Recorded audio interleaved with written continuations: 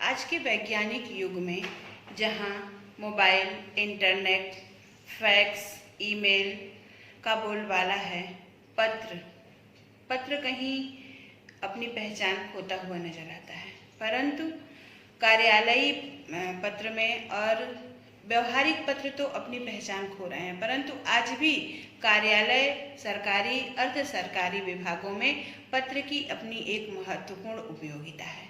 पत्र जनसंचार का सबसे सहज, सरल और सर्वग्राह्य माध्यम है।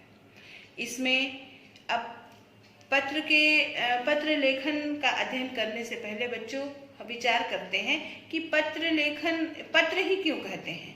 आदिम युग से जब सभ्यता का विकास हो रहा था तो हमारे ऋषि मुनियों या हमारे जो प्राचीन लोग थे वो अपने विचारों के आदान प्रदान के लिए पत्तों का प्रयोग किया करते थे, पत्तों के पेड़ों की छालों का प्रयोग किया करते थे। तब से ये पत्र हमारे जीवनचर्या में आया हुआ है। वहीं से प्रारंभ होकर के उतनी यात्राएं करता हुआ आज पत्र इस रूप में हमारे समक्ष है।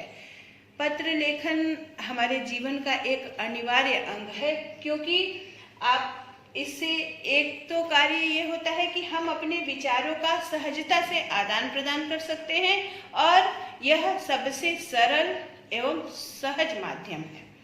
इसके अतिरिक्त इसका एक पक्ष और है बच्चों कि इस पत्र के माध्यम से हम पत्र के लेखक के व्यक्तित्व का, उसके दृष्टिकोण का, उसके चरित्र का, मानसिकता का और संस्कार आदि का भी पता चलता है। पत्र की जो भाषा शैली होती है, उसकी लेखन की जो कला होती है, उससे पत्र लिखने वाले के व्यक्तित्व की पूरी स्पष्ट छाप दिखाई देती है। आज भी आधुनिकता के इस चकाचौंध में संचार माध्यमों का विकास अपने चरम पर है, फिर भी पत्र लेखन का अपना एक अलग महत्व है। तो आइए बच्चों, हम सभी पत्र लेखन पर विस्तार से चर्चा करते हैं।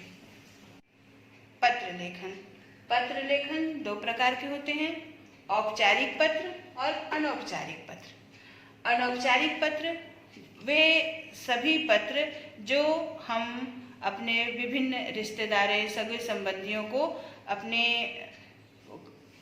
इष्ट मित्रों को व्यवहारिक पत्र के माध्यम से जो संदेश भेजते हैं, वे सभी अनौपचारिक पत्र के अंतर्गत आते हैं। औपचारिक पत्र के कई भाग हैं। औपचारिक पत्र के पहले भेद है सरकारी पत्र। ऐसा पत्र जो भारत सरकार या राज्य सरकार द्वारा अपने विभिन्न क्रियाकलापों के संबंध में सूचनाएं या निर्देश विभिन्न राज्य सरकारों या केंद्रीय या राज्य के कार्यालयों में निर्देशित करने के लिए जो पत्र भेजे जाते हैं, वे सभी सरकारी पत्र कहलाते हैं। अर्ध सरकारी पत्र जो है सरकारी और व्यवहारिक दोनों पत्रों का सम्मिश्रण होता है। इसमें सरकार के द्वारा किसी विभाग को भी सूचनाएं या संदेश भेजा जा सकता है या विभाग के किसी अधिकारी को व्यक्तिगत तौर पर किसी कार्य का आदेश दिया जा सकता है। फिर कार्यालय आदेश, किसी भी कार्य को कार्यालय आदेश के अंतर्गत वे सभी पत्र आते हैं जिसमें किसी विभाग के कर्मचारियों को उनकी सेवा से संबंधित सुविधाओं, उनके अवकाश, उनके दायित्वों का सूचना दी जाती है। वे सभी कार्यालय आदेश के अंतर्गत आते हैं। परिपत्र का तात्पर्य ऐसे पत्रों से है जो हम किसी कार्यालय के कर्मचारियों को किसी अधिकारी के द्वारा उनके दायित्वों का बोध कराने के लिए उनको निर्देशित करते हुए जो पत्र दिए जाते हैं, वो कार्यालयी पत्र होते हैं। ज्ञापन का प्रयोग सरकार या विभिन्न विभागों के कर्मचारियों के बीच किसी कार्य के लिए उनके विचारों के आदान प्रदान के लिए या निर्देशों के आदान प्रदान के लिए प्रयोग किया जाता है। ज्ञापन सरकारी किसी भी कार्य के लिए जब सरकार किसी विभाग को निर्देशित करती है और उसके पश्चात उस कार्य पर उस विभाग की क्या गतिविधि है, इसके लिए सूचना मांगती है, तब ऐसे पत्रों को ज्ञापन कहते हैं।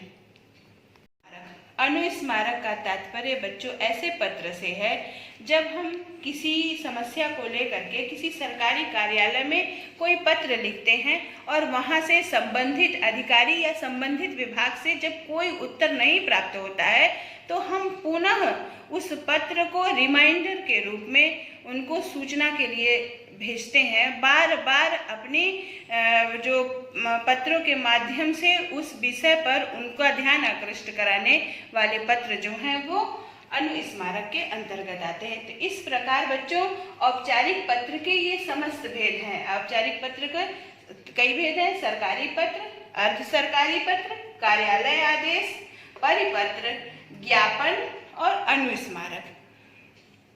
आपको पत्र परीक्षा की दृष्टि से जिस प्रकार के प्रश्न पत्र में प्रश्न आते हैं उसके दृष्टि से 1-2 पत्रों का मैं यहाँ पर अभ्यास आपसे करवाऊंगी।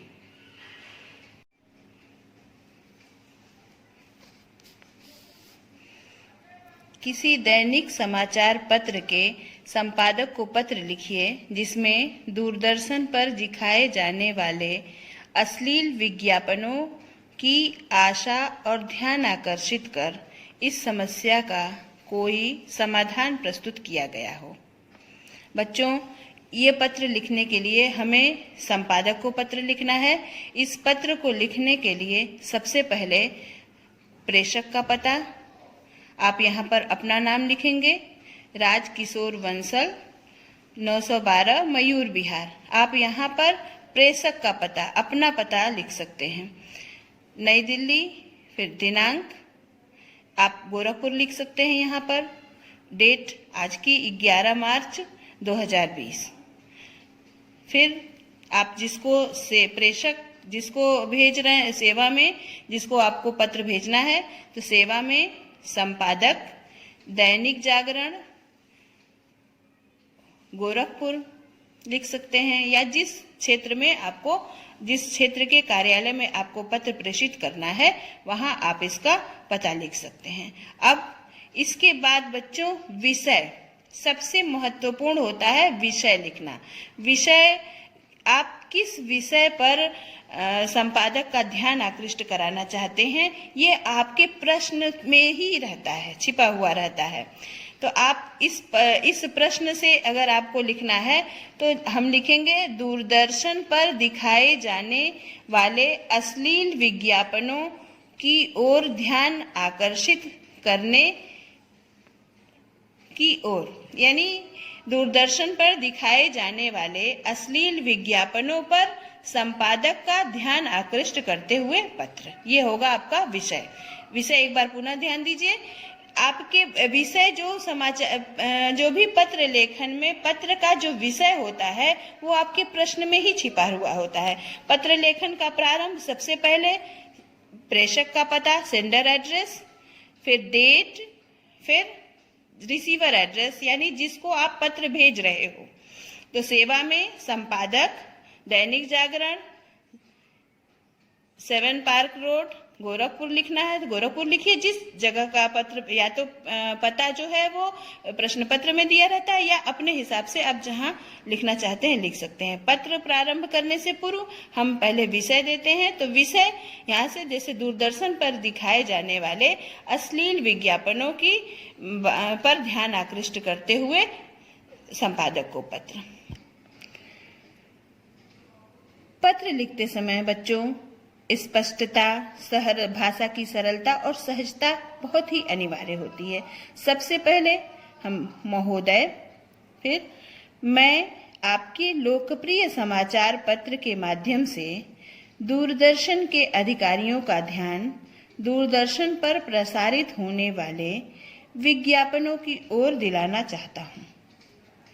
इन विज्ञापनों में कुछ विज्ञापन बहुत अश्लील ढंग से दिखाए जा रहे हैं।